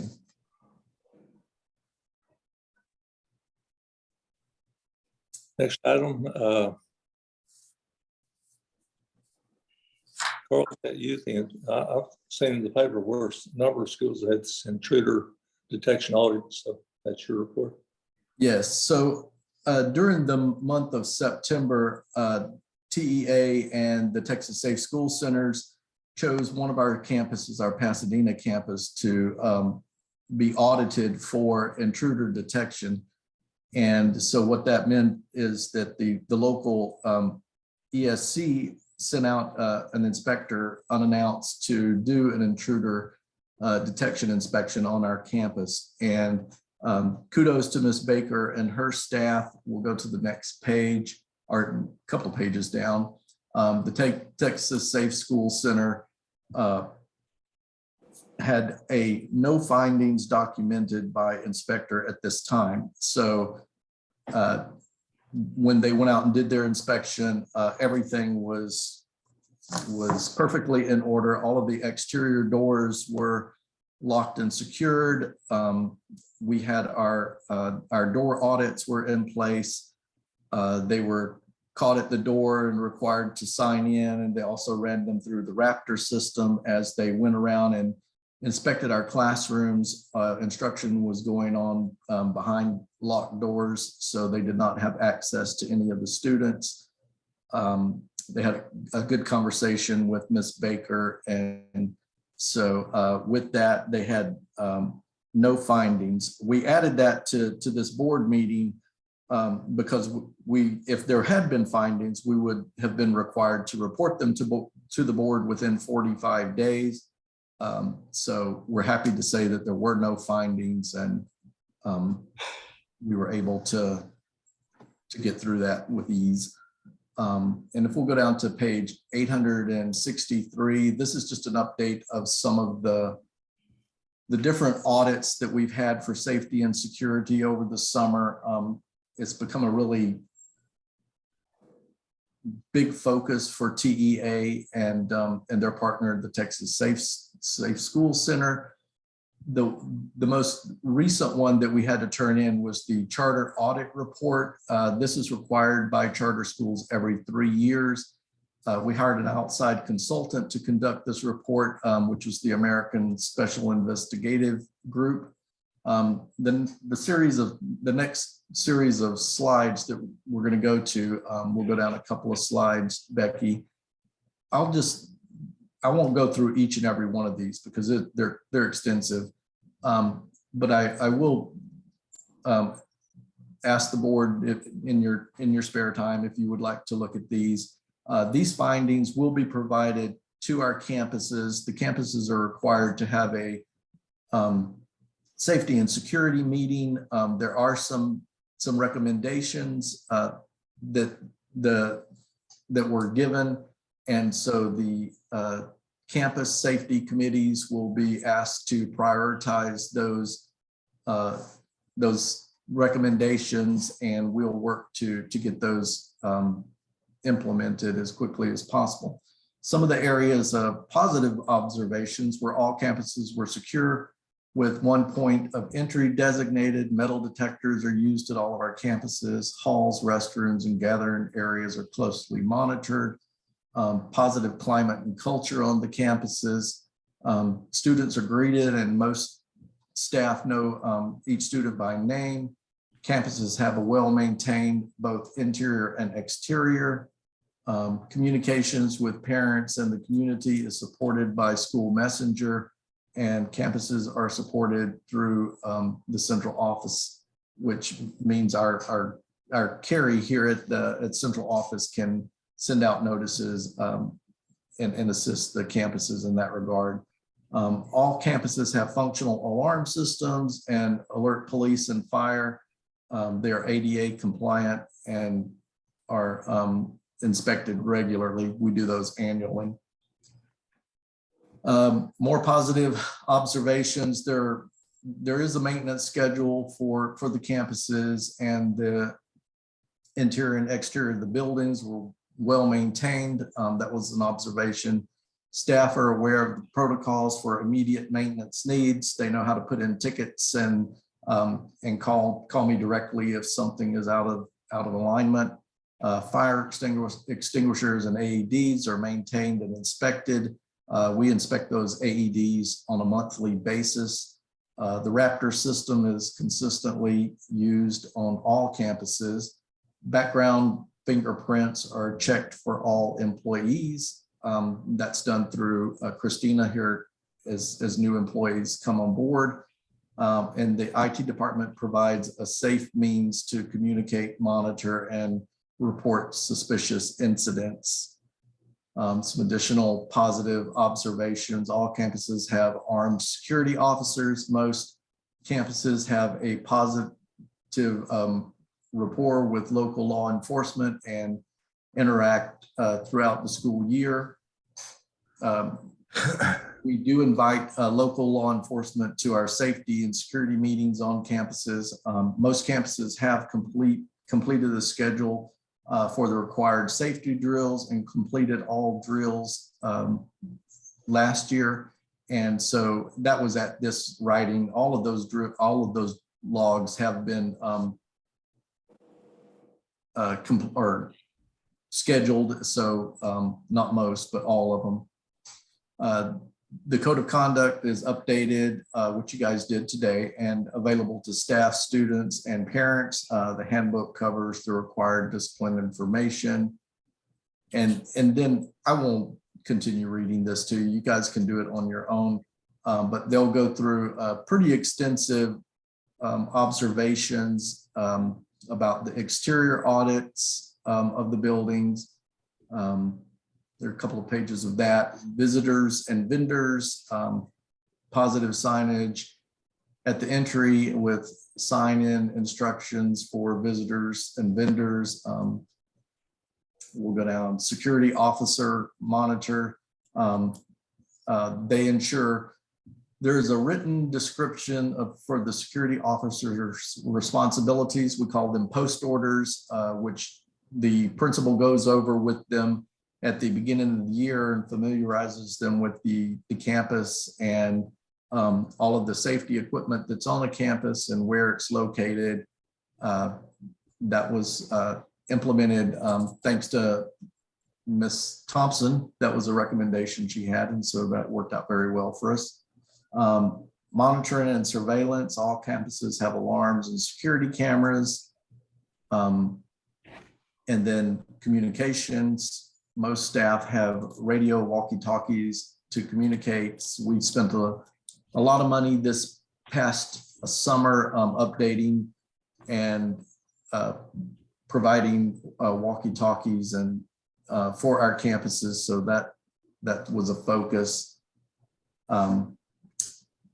Keys and entry, ensure keys cannot be duplicated. So we're working, I'll have to say, we're working to have better controls on our keys. As people leave, we're collecting those keys and making sure that those are not being duplicated.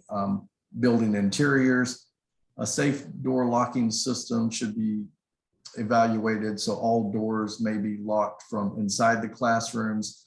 This is a finding that we found during our summer door audit, and the state is providing us with a grant. I think RMA's portion of that grant is $200,000, and so we'll be working to update as much of these safety items as we can using that grant. Building exterior, some suggestions they gave was those custodial closets were found open and contain cleaning products. So we've worked to lock those doors and get those things in order. Culture and climate, a district-wide initiative to improve parent and student involvement on the safety committees. The campuses will be working on doing that. They have a safety committee meeting that's due by December the 1st. So they'll be working to get parents involved in those committees. A referral resource, ensure all campuses have a robust list of city, county, state agencies that provide services to students and families. And Amy's SCLs, as well as our crisis management plan, have been updated to have all of those resources listed and easily accessed. The multi-hazard emergency operations plan, we just turned in our plan to the Texas Safe School Centers in September, or was it October? And they are reviewing that currently. This will be the second review. We did one last March and there were minor changes. We expect minor changes this time around. I will tell you that the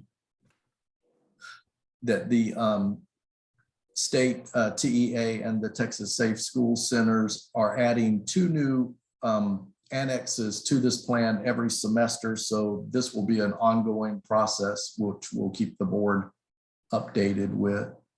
And then next steps is, as I said, a complete set of audit documents will be sent to each of our campuses security committees, which they'll review and prioritize implementation. An implementation plan will be put together and presented to the district security committee. And so essential and minor items will be addressed immediately. And we're currently doing those even as we speak. We have a meeting, as a matter of fact, this afternoon at 3 o'clock to go over some of those issues. And then cost prohibitive items will be part of the 23-24 budget process. So any larger items we'll have to get quotes and budget them for our next school year. So we'll have everything planned out so that we can take care of these items in a timely manner. And with that, that's my presentation. Thank you for your time. Any questions, comments? Thank you, Carl. Thank you. Introduction of you RMA administrators. Nope, I missed one. Career and Tech Education. Gerald Showers. Greetings to the board, the superintendent and staff and all joining us today. I will be providing an overview, a summary of our career and technical education programs. The past 2 years, we have made significant improvement with our CTE programs. RMA Career and Technical Education programs offer a sequence of courses that provide students with a coherent and TA-aligned content. We have revised our curriculum this past year with challenging academic standards and relevant technical knowledge and skills students need in order to prepare for post-secondary education opportunities, as well as gain career opportunities in those emergent professions. Becky, I don't see the slide. Okay, that slide is what I'm on. Okay, currently we have, RMA we have 5 career clusters with 6 programs of study. Each of our 9 campuses offer 3 programs of study at each of our campus. Next slide. Out of our 6 programs, business by far is our largest, with 260 plus students enrolled in our business courses, followed by human services and AAVTC. We have plans to grow our law enforcement and architectural design programs. These 2 programs historically were only at our Odessa campus. Last year, we expanded these programs to add 2 additional campuses. Next slide. The enrollment percentages by program of study reflects business, again, as our largest program. The goal is to continue to support this program by adding another CTE teacher, which will allow us to minimize the number of students per class and offer more courses, more business courses, offer more marketing finance courses. I would like to point out, as you can see, our law enforcement program prior to this year was about 6%. We not only did we expand that particular program to Fort Worth and Killeen, but we was able to double the enrollment by offering law enforcement as a dual credit option through Odessa Community College.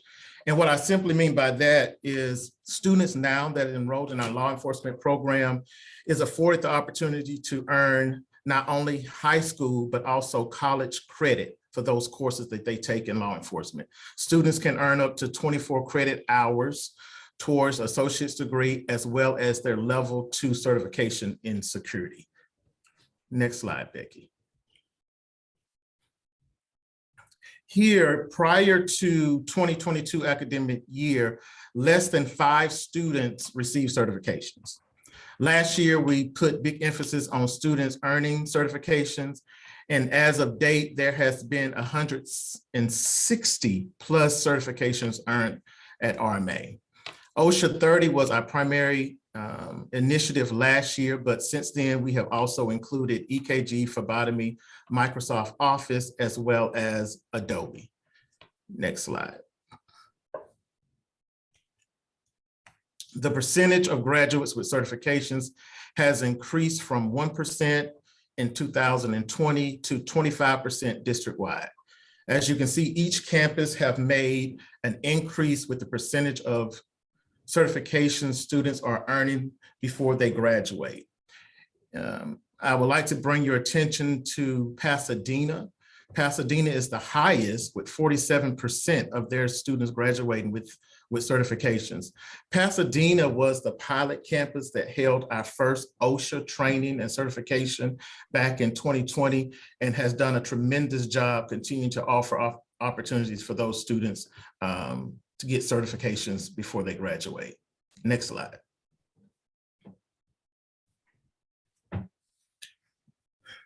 Now, this is what we're most excited about. We are excited about our partnerships across the state with our colleges and universities. As of today, we have 12 memorandums of understanding offering post-secondary options to our students. Through these MOUs, we're able to afford students the opportunity to do continuing education programs, workforce certifications, dual credit courses as well. Just a brief preview of our memorandums of understanding. Workforce certifications is taking place through Del Mar College with our partnering with RMA Corpus Christi. We're offering over 16 different students the EKG certification as well as the phlebotomy certification. RMA Corpus Christi is also, if you notice that we have a partnership with Craft Training Center. They are partnering with CTC to be able to offer students NCCER certification. NCCER certification is like a OSHA 30 certifications times 10. It gives the students all they need to be able to qualify for jobs in the oil fields, refineries, different industry shops, be able to even work offshore if they wanted to with this particular certification. It's one of the top of the line certifications that fall under the NCCER list of certifications. And also with continuing education programs, I'd like to point out Fort Worth, Killeen, and Odessa. Through Odessa College, our partnership with them has allowed our students to do that dual credit enrollment opportunity like I was speaking of for our law enforcement programs. This past term, we had about 46 students that was doing dual credit courses through our law enforcement with that partnership we have with Odessa College. And also currently we have, even with our RMA Houston and our RMA Pasadena campuses, they have partnered with their community college, Lone Star College and San Jac College. And we have cohorts of students taking dual credit courses. Those are academic courses through those particular colleges. And Dr. Anderson and myself have done, we have traveled across the state meeting with presidents, chancellors, and executive leadership at all of the colleges. And we are rolling out, expanding these opportunities with our RMA Killeen campus with Central Texas College, RMA Fort Worth with Tarrant County College, RMA Lubbock with South Plains College. On our calendar, we already have a date set to go out in December to Amarillo College and solidify those plans for those students in Amarillo to begin to take advantage of dual enrollment opportunities as well. Last slide, Becky.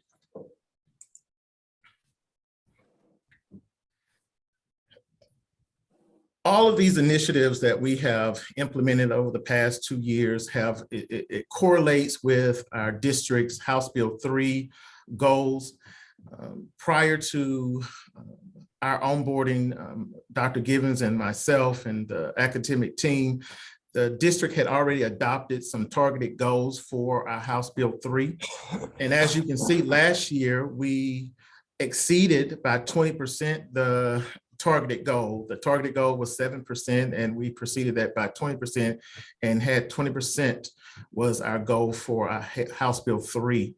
And this year, I'm going to be a little aggressive, and I'm hoping that we'll reach 35% as opposed to the 9% that you see listed there. And I can say how we will continue to do that. We continue to develop CTE opportunities for all of our students.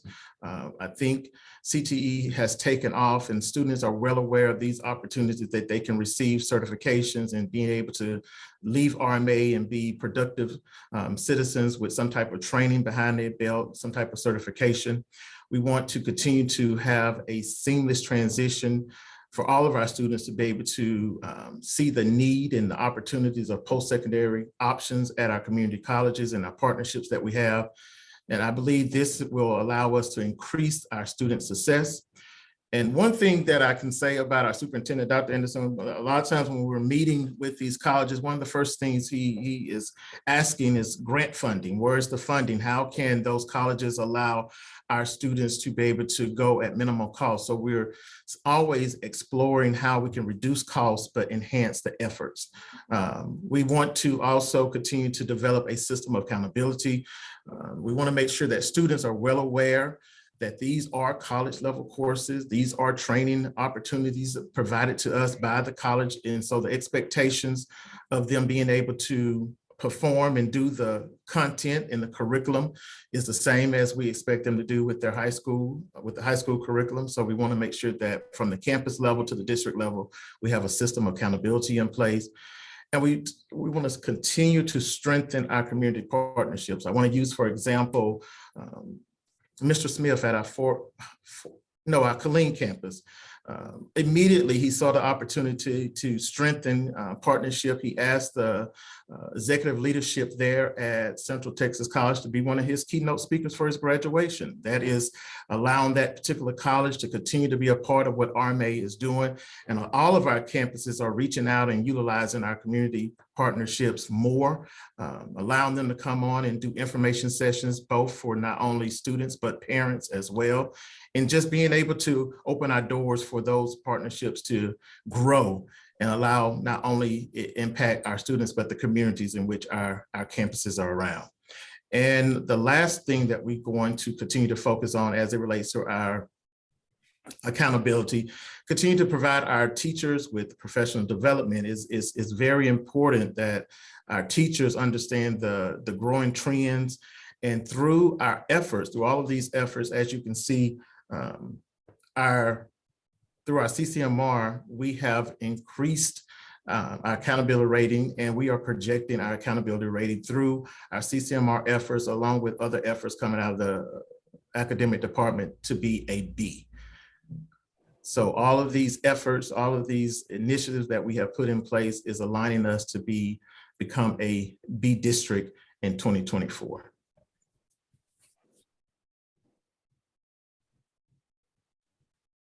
And as you can see, next slide, here are some of the current projected district accountability ratings as it relates to each of our campuses.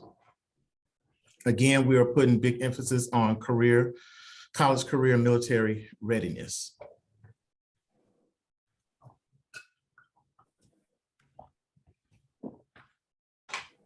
And at this time, is there any questions from the board? I would love to entertain any questions if any questions.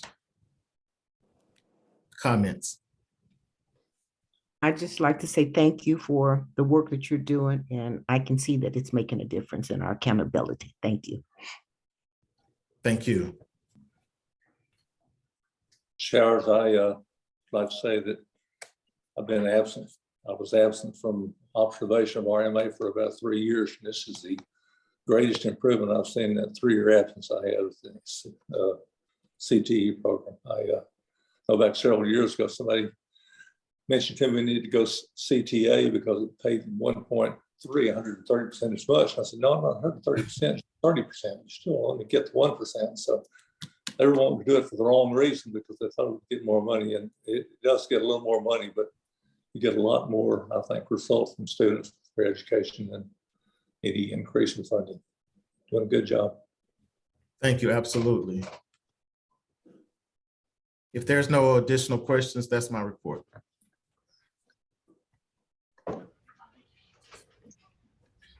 Introduction of new RMA administrators, Dr. Givens.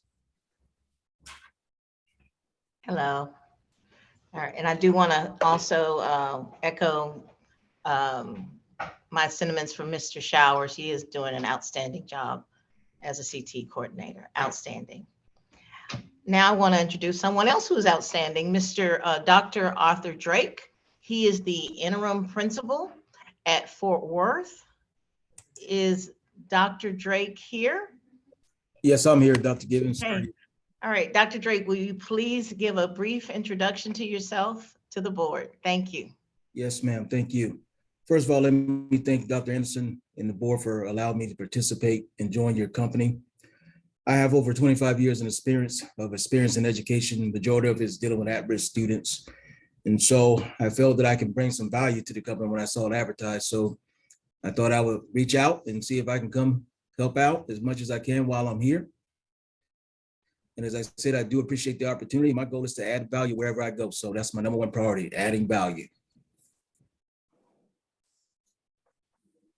Thank you, Dr. Drake. Mm-hmm.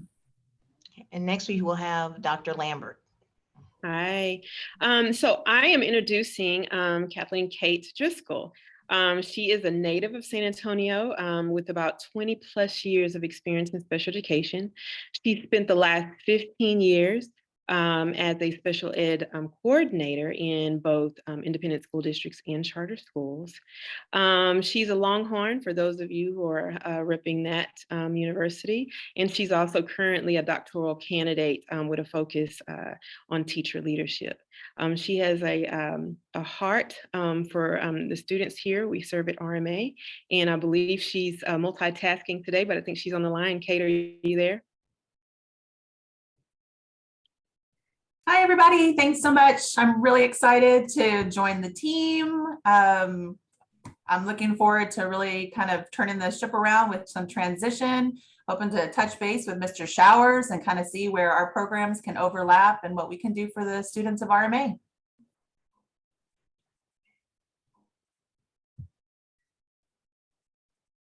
Thank you, Kate. Thank you. Is that everything for the introductions? Wow. Yes.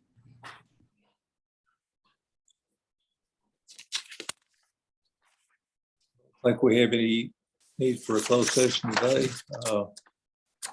Note on coming events, we have a board retreat next Sunday, Monday, and Tuesday. Looking forward to that. Any other comments before we close? Public comments before we close. Yes, ma'am.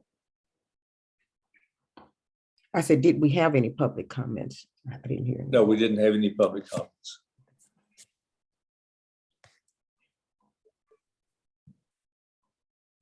Okay, well, the meeting is adjourned. We'll see you next time.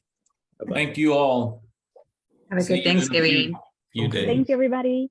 We'll see Thank you Bye. on I'll see Sunday. you guys. Hard work. All right. Thank Have a y'all. good one. Bye. And Ms. Thompson, Yes. you'll tie in right next week with us. So